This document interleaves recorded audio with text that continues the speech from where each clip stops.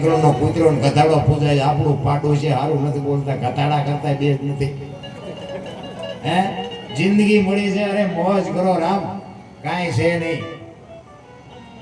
મારો કહેવાનો અર્થ ભાગવત સપ્તાહ છે ને, મને મને ક્યારેક ક્યારેક એવું થાય કે અમને બોલવું થોડું અઘરું પડે હવે. શું કામ કે આ બધી વાતો જ્ઞાનની કરવી છે ને. હું એક નહીં, બધા કલાકારો, સાહિત્યકારો, કથાકારો, આ બધા કથાઓ વાંચે, મંદિર ને માંડવા ને પ્રતિષ્ઠા ને મંદિર ને 5-5 ગામ ભેગા ધુમાડાબંધ જમે છે, બધું છે, બધી વાત સાચી છે. પણ મને પીડા એ થાય છે કે આ દુનિયામાં બગાડ કેમ નથી બોલે. અમારા દિલની વાત કરું છું. અમે તો લાખો રૂપિયા લઈને વ્યા જઈએ છીએ, પણ હું કહેવા એ માંગુ છું કે આવડા મોટા ધર્મના કાર્ય થાય છે તો આ દુનિયામાં બગાડ કેમ નથી બોલે. વિચારવા જેવું છે. મારે તમારે બધાને વિચારવાની જરૂર છે.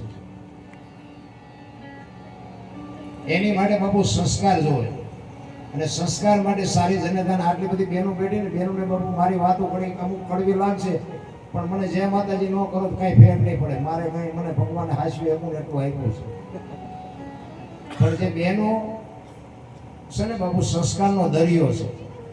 પણ બેન પોતે જો એની મર્યાદા ચૂકી જાય ને તો બાપુ હારા દીકરાની બાપુ આશા રાખતા નહીં કોઈ જિંદગીમાં. ન ધરાવીને ધાન નો નીપજે, કોડવીને માડું ન હોય, ઈ જળ જકરા નીપજે, જેની જનેતા હોથલ હોય. તારી માં વગર બાપુ હારા દીકરા કોઈથી ન થાય. વાપરો, ખાઓ, પીવો, મોજ કરો. પણ હું તો બાપુ હાથ જોડીને કહું છું, તમે મારી બહેનો છો, મારી દીકરીઓ છો, પણ હું કહેવા એ માંગુ છું કે તમે દેહના પ્રદર્શન ન કરો. ખાઓ, પીવો, વાપરો, પહેરો, ઓઢો, પણ તમે ધારો છો કે દુનિયા હારી નથી. અને તમે આ તો વરાળું કાઢો, બાકી તમને નથી ખબર. મોબાઈલના માધ્યમથી તમને બધું જોવા મળતું હશે. અને હારા દીકરા બાપુ છે ને,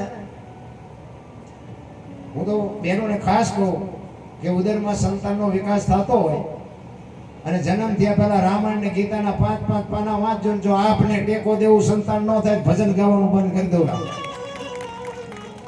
દીકરા હારા તો થાય. ભગવાન એક દીકરો દે, દીકરો શું અહીંયા ગોદામ છે ત્યાં દે પાથરા. વહુ હારો ભેગા પાણી પૂરીઓ ખાતા હોય ત્યાં દીકરા જેવા થાય. કોઈ મતલબ નથી રામ બેનોને.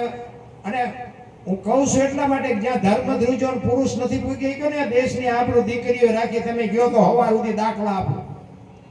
જ્યાં પુરુષ થાકી ગયો અને ન પત્યો ને, પુરુષ બાપુ ધ્રુજી ગયો, ભાંગીને ભૂકો થઈ ગયો, પછી આપણો આ જોગમાં એ લગામો હાથમાં લીધી, તમે બેસી જાઓ.